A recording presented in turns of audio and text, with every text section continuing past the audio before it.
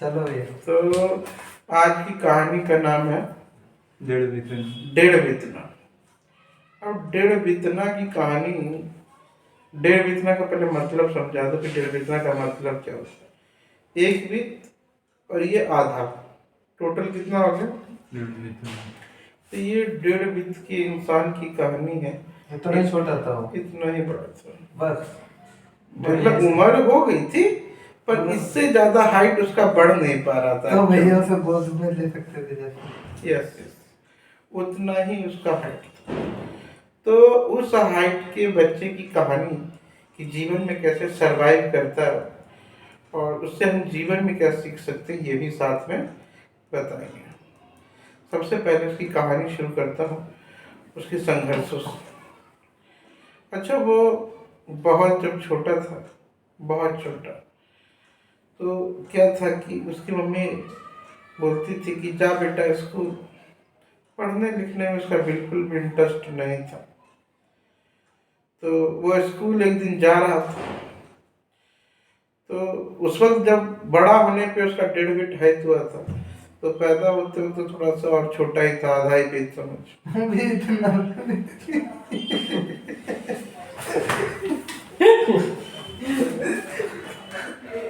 Video खराब कर दे। तो वो बच्चा बैग टांग के स्कूल जा रहा है।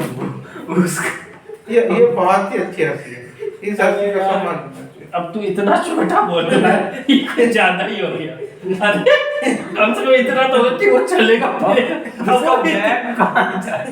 अब वो इतने छोटे में वो क्या बैग और क्या चलेगा वो बंदा?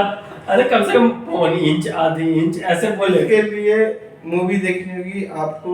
जी। हिंदी मूवी है लिटिल जॉन, एक साउथ की मूवी है, देखो उसमें कितना बड़ा होता है।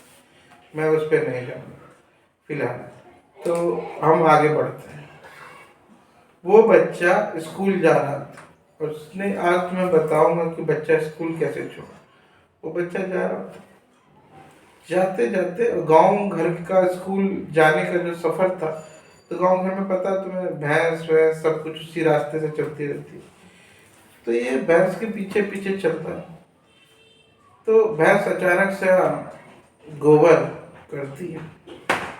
ये भैंस के पीछे था, ऊपर से गोबर आता है, वो उसके अंदर ढक जाता है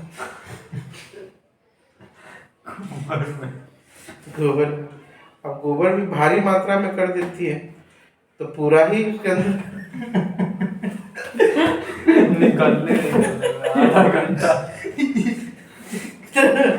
गोबर में पूरी तरीके से वो, तभी वो गांव में जो गोबर वोबर उठाने वाले आते हैं ना, गोबर कहीं पड़े हुए देखते, जो उपला उपला वो बनाते हैं, तो वो गोबर उठाने वाले ने ऐसे कि गोबर निकला, उसमें से वो डर इतना निकल गया। तेरे को तमीज नहीं है, मैं अंदर कंबल ओढ़ के सो रहा था, तूने मुझे उठा दिया। कि मुझे क्या पता तू उस गोबर में है। जब वो हर किसी से लड़ता रहता था, तो उसने उस दिन से अपना दृढ़ बनाया कि जब भी मैं किसी भी रास्ते जाऊंगा तो मुझ पर कोई ना कोई आगे मुझे इस वजह रहने देता, मैं रहने दे, मैं पढ़ाई नहीं करता। जब उसकी मम्मी जबरदस्ती भेज देती थी। भैया वो किताब कैसे ले जाता हैं? उसका किताब का साइज छोटा था। ऐसा नहीं होता। तुम कहानी में हाथ पैर घुसियाने का बीमारी है क्या? अच्छा ठीक नहीं बोला तो घुसिया उसने पैर दे दो कहानी के अंदर तो अपना।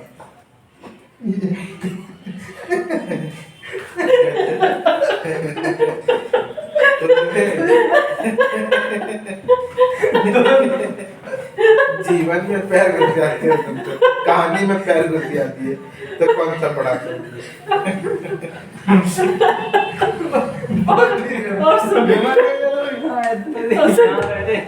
और पानी के बोतल में रहता है ऐसा किए, ये दिख रहा था उसमें। चलो, अब सभी पैर से इसी दिशा है। अरे हाँ देवताओं, कहानी को आगे बढ़ाने में। तो कहानी में जब हम आगे बढ़ते हैं तो आगे चलने पे क्या होता है, बच्चा अपने लिए करियर, जैसे तुम सोचते हो कि आप जीवन में कुछ करना चाहिए, डेढ़ भी जब नहीं पढ़ा लिखा तो सोचा करियर ऑप्शन ऐसा कुछ किया जाए जिससे रोजगार मिले, अपने परिवार को भी सहारा दे सके, कमाने के बारे में सोचता। अब जैसे कि तुम्हें पता है कि वो 1.5 बीत का था, अब आ जाएगा। तो 1.5 बीत की वजह से उसको वो काम पे ना रखे, वो उसके लिए सबसे तो बोला कि भाई इतने छोटे से को काम हम करवाएंगे क्या, और तुम मेरे लिए करोगे क्या, तो कोई काम उसको दे भी ना। तो अंततः एक दिन वो रात को इसी टेंशन में अपने घर के बाहर बैठा था। रात में टेंशन में। अधिकतर रात को ही टेंशन होता है, दिन में किसी को टेंशन नहीं होता, दिन में टेंशन बुलाया रहता है, रात को ज़्यादा होता है, खाली दिमाग होता है ना, शांत दिमाग में ज़्यादा टेंशन आता है। तो बैठा के अपने घर के बाहर ही होकर बैठा था, रात का समय 1 बज रहा था, तभी वहाँ से कुछ चोर गुजर रहे हैं। तो चोर को देख के इसके मन में ख्याल आता है कि ये रात को तुम कर क्या रहे? तो क्या वो चोर से पूछता है, अंकल जी कहाँ जा रहे हैं? कोई ईमानदार चोर होते हैं तो कहते हैं बेटा चोरी करने जा रहा हूँ। तो कह रहे हैं मुझे भी साथ ले लो। कह रहे हैं कि बेटा तू क्या करेगा, चोरी करना बुरी बात होती है, चोरी नहीं करना चाहिए। कह रहा अंकल आप ही तो कर ही रहे हो ना, मुझे भी ले लो, मेरा जीवन तो वैसे ही नहीं चल रहा, मैं तो ऐसे ही परेशान हूँ, तो चोरी से ही गुजर बसर कर लूँ। कह रहे जैसी तेरी मर्जी, चल। पहले दिन चोरी की, चोरों के संग चोरी करने पहुंचता। अब चोरी करने वो पहले दिन जाता है एक बुढ़िया के घर में। अब उस बुढ़िया के घर में चोरी करने के लिए जा रहा होता है, तो देखता है कि वहां पे बुढ़िया के घर में रास्ता कोई सा भी नहीं होता उसके घर जाने का, समझ रहे? तो उसको खड्डा करके अंदर तब जा सकते हैं अंदर, ऑप्शन ये था। हाँ, कूद के नहीं जा सकते। उसको स्विंग खोदना कहते हैं गांव की भाषा में, अब यहाँ की भाषा में कहते हैं जैसे तूने बाहर खड्डा करा, खड्डा करने के बाद खड्डा करते करते करते पूरा अंदर तक खड्डा करेंगे और फिर यहाँ के ऊपर निकलेंगे, सुरंग सुरंग सुरंग। तो वो सुरंग करने के लिए चोर लोग सुरंग बनाते हैं।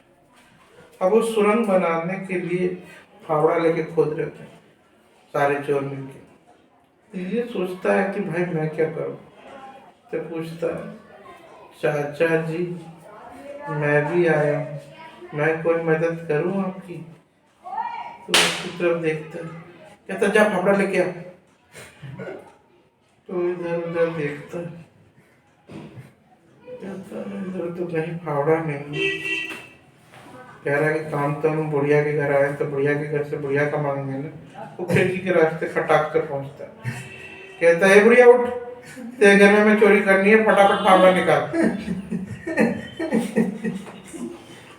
ये किसने चोरी कभी जीवन में करा नहीं, तो एक्सपीरियंस तो नहीं है ना, उसका काम ही होता है।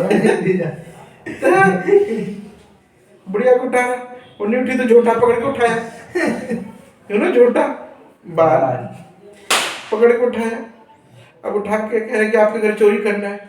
जैसी उन दिन से उठी वो चोर चोर चिल्लाए, सारे के सारे चोर भाग गए। ये भी बहुत छोटा था, खट से स्लिप होके ये भी निकल लिया। अच्छा, दूसरी रात फिर होता है। दूसरी रात बुढ़िया को पता चलता भाई थोड़ा सा चौकन्ना होकर सोना ही पड़ेगा। इधर चोर लोग फिर जा रहे होते, फिर ये अपने दरवाजा के बाहर खड़ा होके डेढ़ इतना इंतजार कर रहा होता। कह रहे चाचा जी मुझे माफ कर दो, मुझसे गलती हो गई, मुझे पता नहीं था, मुझे ले चलो। कह रहा नहीं अब तेरे को नहीं ले जाऊंगा, तुमने तो पूरा प्लान बना लेता मुझे ऊपर ले जाने का। कह रहा नहीं चाचा जी बस आके मान, अब कोई गलती नहीं है। कह रहा ठीक है। तो इस बार जो है वो क्या करता है कि बोलते हैं कि खड्डा वड्डा खोदना छोड़ो, रस्सी से सबसे छत पे चढ़ते हैं। तो रस्सी फेंकते हैं और चढ़ने की कोशिश करते हैं। तो इससे रस्सी फेंका ना जाए, सब चढ़ के होता है, इससे चढ़ा ना जाए। तो भाई क्या करते हैं कि ये फिर से खिड़की होके जाता है, कहता सुन तुम्हारे घर में रस्सी है क्या? चोरी करनी। अच्छा, उसके घर में घुसने के बाद इसको रस्सी की क्या जरूरत आनी पड़ रही है? तो ये देखो, ये व्यक्ति जो है ये भी उसके संग ऊपर रस्सी से ही चढ़ के उसके घर में घुसेगा, बल्कि ये नॉर्मल एंट्री ले रहा है। इसको भी रस्सी से ही चढ़ना है छत पे। इसकी एंट्री बहुत नॉर्मल हो रही है, खिड़की से आना जाना हो रहा है। तो बस ये कह रहा है ठीक है। बुढ़िया फिर उठी, फिर चिल्लाई, चोर चोर चोर, सब भागे, वो भी भागे। दिन तीसरा, इस बार फिर वो अपने घर के बाहर खड़े। चोर की एंट्री होती है, सीधा जिस पर चरणों में खस जाता है। क्योंकि पता था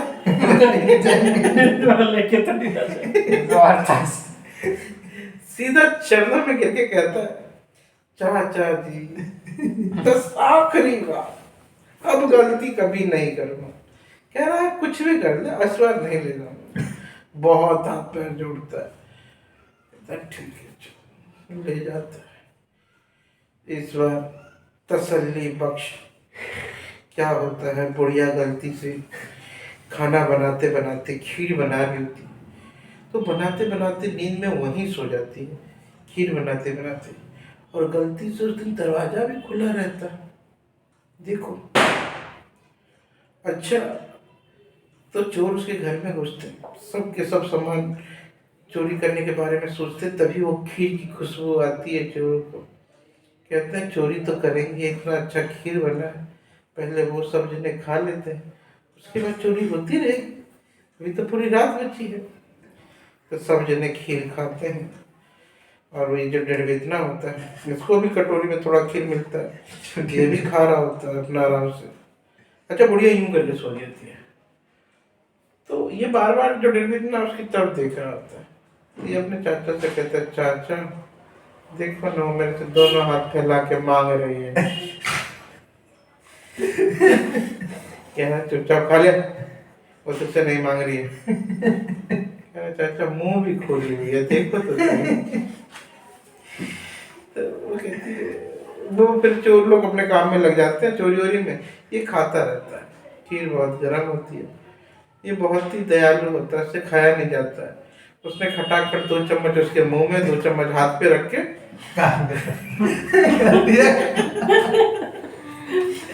गरम गरम खीर मुंह में सोते हो। यार क्या बुढ़िया फिर चिल्लाती है, चोर चोर। इस बार ये फिर जान बचा के भाग जाते हैं। ये भी भागता है। कहानी चौथे दिन से अब आज के दिन अब तो नहीं देते। अब नहीं ले जाकर अब तो चरणों पे ही कस, अब कहाँ कसेगा? इस बार उसको पता था कि चरण में भी खस के कोई काम नहीं होने वाला। वो ऐसे करता है, चाचा मेरे माँ बाप की कोई नहीं, सब भूखे मर। इमोशनल ब्लैकमेल पूरी तरीके से रुला दिया आंखों में। माँ बाप की मरने की कहानी, हमारे घर में ऐसा हो रहा है, दुख दर्द सुना के। मुझे बिल्कुल भी अकल नहीं है, नॉलेज नहीं है, मुझे कोई काम पे नहीं रखता। एक इमोशनल कहानी, स्ट्रेटजी सुनाई, उनका भी दिल पिघल गया और फिर ले गया। चल ठीक है यार, इतना है तकलीफ में तो चल, पर इस बार प्लीज कोई गलती मत करियो, बिना पूछे कोई काम मत करियो। कह रहा हाँ चल ठीक। इस बार फिर क्यों? इस बार खुदा न खास्ते सब काम संपन्न हो रहा था, सब घर में घुसे, आराम से चोरी हो रहा था, सब कुछ हो रहा था। कोई अपनी अपनी मर्जी से सामान चुरा रहे थे, जिसको जो चोरी करना था सब चोरी हो रहा था। तसल्ली बख्श। अच्छा, ये जो डेढ़ था, इसके साइज का और इसके मतलब का कोई सामान मिल नहीं रहा था। तो कहते चाचा मैं क्या करूं? कह रहे देख, कुछ मिलता तो तू भी चुरा जाता। अच्छा ठीक है। तो चोरी करते करते करते करते ये पूजा वाले कमरे में घुस जाता है। वहां देखता है कि यार ये ढोलक रखा हुआ है, सोचता यही चुरा लेता हूँ ढोलक। पर सोचा फिर मन में, अगर चुरा लिया, घर ले गया, और अगर ये बजा नहीं तो चोरी भी बेकार जाएगी, तो क्यों ना पहले इसको चेक किया जाए कि बजता भी है कि नहीं बजता है। घर में ही सुन लो क्या? मैं चोरी करके ले जा, बजे ना बजे तो घर ले के जा, खुद का तो बिगाड़ेगा, कल हमारा। अच्छा सर, वो भी पूरी तरीके से चौकन्ना थी कि 4 बार तो उसके घर पे चोरी का अटैक हो रहा था, तो बुढ़िया पूरी तरीके से चौकन्ना में थी। और इस बार उसने पुलिस को पहले से इन्फॉर्म कर रखा था।